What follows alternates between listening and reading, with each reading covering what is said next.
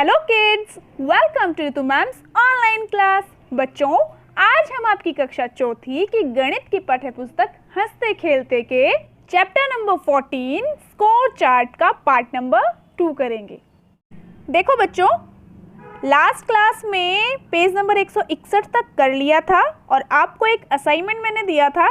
यह दिया था कि आपको अपनी कक्षा के बच्चों से पता करना है कि उनका जन्मदिन किस महीने में आता है और यहाँ बच्चों की संख्या लिखनी है कि जनवरी में आपकी कक्षा के कितने बच्चों का जन्मदिन आता है, फरवरी में कितनों का, मार्च में कितनों का। इसी तरीके से अलग अलग महीनों में आपको लिखना था कि किस महीने में कितने बच्चों का जन्मदिन आता है, उनकी संख्या लिखनी थी, है ना।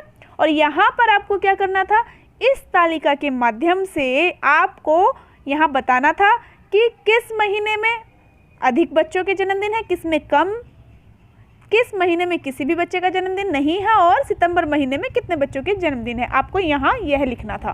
तो सभी बच्चों ने डाटा कलेक्ट किया होगा, सभी का अपना अपना तरीका होगा, है ना बच्चों। अब वो तरीका आसान भी हो सकता है किसी ने डाटा कलेक्ट करने में ज़्यादा टाइम भी लगा दिया हो, है ना। तो मैं अब आपको कुछ नए तरीके बताऊंगी, अलग अलग तरीके कि हम डाटा किस किस तरीके से कलेक्ट कर सकते हैं, जानकारियाँ किस किस तरह से एकत्रित कर सकते हैं। तो अगले पेज पर हम यही देखने वाले हैं कि हम किस किस तरीके से डाटा कलेक्ट कर सकते हैं। तो चलिए चलते हैं नेक्स्ट पेज पर। देखो बच्चों, यहाँ पर यह है बलजीत, यह है सोनू और यह है सलमा और इन्हीं की कक्षा का एक बच्चा पवन भी है। इन्होंने क्या किया है, इन्होंने ये तालिकाएं तैयार की हैं और अपनी कक्षा के बच्चों के पसंदीदा विषय की जानकारी प्राप्त करके यह तालिका बनाई है। इनमें इन्होंने बच्चों की संख्या लिखी है। जैसे देखो, बलजीत का तरीका हम देखते हैं, यहाँ पर हिंदी, गणित, अंग्रेजी, परिवेश अध्ययन ये विषय लिखे हुए हैं और यहाँ पर बच्चों की संख्या लिखी हुई है और संख्याओं को बलजीत ने किस तरीके से दर्शाया है, उसने यहाँ पर स्माइलीज बनाई है बच्चों की संख्या के लिए। तो यहाँ पर देख सकते हैं कितने बच्चों को हिंदी विषय पसंद है। हम काउंट कर सकते हैं, 1 2 3 4 5 6 7 8 9 10 11 12 है। तो देखो, हम यहाँ पर बच्चों ऐसे यहाँ पर लिख भी सकते हैं काउंट करके संख्या बच्चों की। अब यहाँ पर देखो, ये कितने हैं, काउंट करें, 1 2 3 4 5 6 7 8 8। यहाँ देखो, 1 2 3 4 5 6 7 8 9 10, ये है 10 और ये 1 2 3 4 5 6, ये देखो, ठीक है। अब आपको क्या करना है, आपको यह नोट करना है कि इनके तरीकों में हमें कितना कितना समय लग रहा है, किसका तरीका ज़्यादा बेटर आपको लगा, आपको यह नोट करना है। देखो बच्चों, हमने बलजीत का तरीका देखा, अब सोनू का तरीका। सोनू कहता है कि मैंने प्रत्येक बच्चे के लिए खड़ी पाई बनाई है। देखो, ये खड़ी पाई बनाई है ना उसने प्रत्येक बच्चे के लिए, इसको भी हमें काउंट ही करना पड़ेगा। जैसे इनको काउंट किया, इनको भी हमें काउंट करना पड़ेगा। अब सलमा का क्या तरीका है, सलमा का तरीका हम नेक्स्ट पेज पर देखते हैं। देखो बच्चों, यहाँ पर यह सलमा का तरीका बताया गया है कि सलमा ने क्या तरीका अपनाया। सलमा ने इस तरीके से, ये जो लाइन लगी हुई है ना, ये खड़ी पाई की तरह, ये खड़ी रेखा है, उसने पहले खींच ली। उसके बाद जैसे जैसे बच्चों ने बताया, यहाँ पर भी उसने कुछ खड़ी रेखाएं खींच ली। अब जैसे बच्चों ने बताया कि उसका किसी बच्चे का फेवरेट सब्जेक्ट हिंदी है, तो उसने ऐसे इसको कट कर लिया एक को, ठीक है। अब किसी बच्चे ने बताया गणित है, तो इसको कट कर लिया।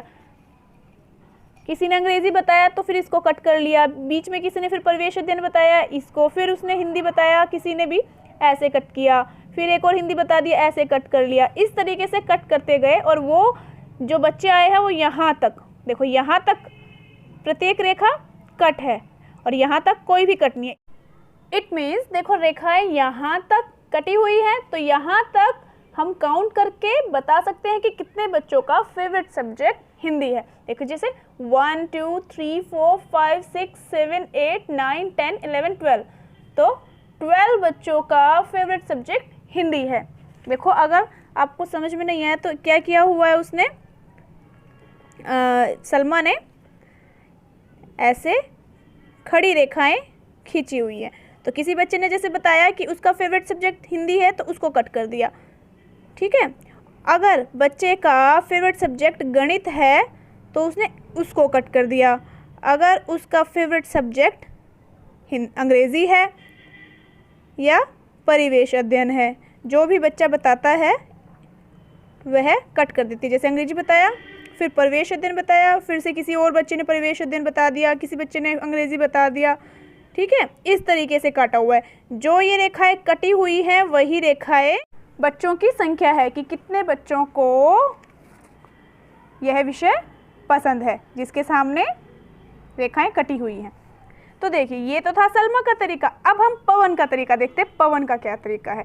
देखो बच्चों, पवन का तरीका समझने से पहले डिस्क्रिप्शन बॉक्स में जो वीडियो दी हुई है वो वीडियो ज़रूर देख लेना, उसके बाद आप यहाँ से कंटिन्यू करना, ठीक है।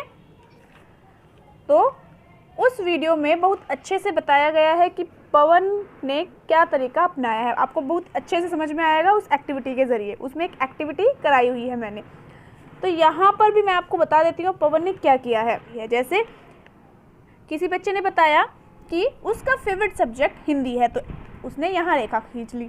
फिर किसी ने बताया गणित है तो गणित पे खींच ली। फिर किसी ने हिंदी बताया दोबारा तो हिंदी में एक रेखा खींच ली। फिर अंग्रेज़ी बताया तो यहाँ फिर अंग्रेज़ी बता दिया। फिर किसी ने अंग्रेज़ी बता दिया और फिर किसी ने परिवेश अध्ययन बता दिया। फिर किसी ने हिंदी बता दिया। फिर दोबारा से किसी ने बताया कि उसका फेवरेट सब्जेक्ट हिंदी है। फिर देखो ये 4 बच्चों की हो गई। फिर किसी बच्चे ने बताया कि उसका फेवरेट सब्जेक्ट हिंदी है, तो देखो उसने क्या किया, इन 4 रेखाओं पर क्रॉस कर दिया। क्रॉस करके एक रेखा खींची। तो इसका मतलब क्या हुआ, इसका मतलब हुआ कि 5 बच्चों का फेवरेट सब्जेक्ट हिंदी है। यहाँ पे देखो हमें काउंट करने की ज़रूरत नहीं पड़ेगी, एकदम से देख के पता लग जाएगा कि 5 बच्चों का फेवरेट सब्जेक्ट हिंदी है ना। देखो अब यहाँ आपको ये चीज़ समझ में आ गई होगी। अब मैं यहाँ आपको बताती हूँ यहाँ कितने बच्चे हो गए, 5 और 5 10 और 2 12। तो यहाँ पर आप बड़ी ही जल्दी अंदाज़ा लगा लोगे कि बच्चों की कितनी संख्या है। देखो 10 और 2 12। उसके बाद ये 5 5 और 3 8। ये देखिए ये भी 5 और ये भी 5, 10 हो गया। ये 5 और 1 6। अब मुझे यह बताइए, देखो ये तरीका भी हमने किया, हमने सलमा का तरीका भी किया, हमने बलजीत का स्माइली वाला तरीका भी किया और सोनू का हमने खड़ी पाई वाला, खड़ी रेखा वाला तरीका भी किया।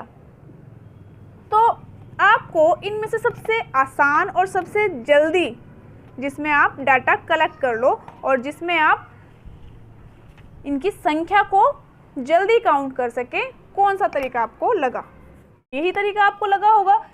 ये सबसे आसान तरीका है और इसे कहते हैं टैली चिन्ह। देखो इनको क्या कहते हैं, इनको कहते हैं टैली चिन्ह। तो यहाँ पर आपको देखो क्या लिखना है, आपको किसका तरीका अच्छा लगा और क्यों, आपको यहाँ लिखना है। ये देखो जैसे मुझे तो पवन का तरीका अच्छा लगा तो मैं पवन का तरीका लिखूँगी, क्योंकि यह आसान भी है और जल्दी भी हो जाता है और इसमें काउंट करने में फटाफट काउंट किया जाता है।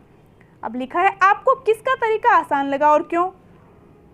अब क्यों का तरीका आप अपना लिखना कि आपको क्यों आसान लगा। मैंने तो बता दिया कि मुझे क्यों आसान लगा, यहाँ आपको अपनी बात लिखनी है। अब यहाँ भी मुझे पवन का तरीका ही आसान लगा, ठीक है। क्यों? क्योंकि हर एक बच्चे के लिए एक खड़ी रेखा मैंने खींची और फिर 5 के लिए क्रॉस कर दिया। बड़ा आसान तरीका है, जिस बच्चे ने मुझे बोला उस बच्चे का मैंने आगे टिक लगा दिया, तो मुझे आसान लगा पवन का तरीका। अब देखो बच्चों, कौन सा विषय बच्चों को सबसे अधिक पसंद है। देखिए कौन सा, हिंदी सबसे ज़्यादा पसंद है, तो यहाँ हम लिखेंगे कि हिंदी पसंद है। अब कौन सा विषय बच्चों को सबसे कम पसंद है, देखिए परिवेश अध्ययन विषय बच्चों को सबसे कम पसंद है, तो यहाँ लिखेंगे परिवेश अध्ययन।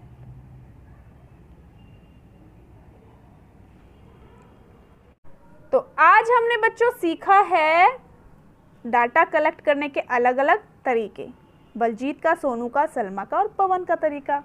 तो आगे से आप कौन सा वाला तरीका यूज़ करेंगे अगर आपको डाटा कलेक्ट करना पड़ा तो?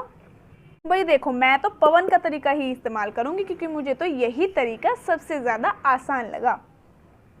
तो आप भी मुझे कमेंट बॉक्स में बताना कि आपको किसका तरीका सबसे ज़्यादा आसान लगा। ठीक है बच्चों, तो मिलते हैं फिर नेक्स्ट वीडियो में। तब तक के लिए बाय बच्चों।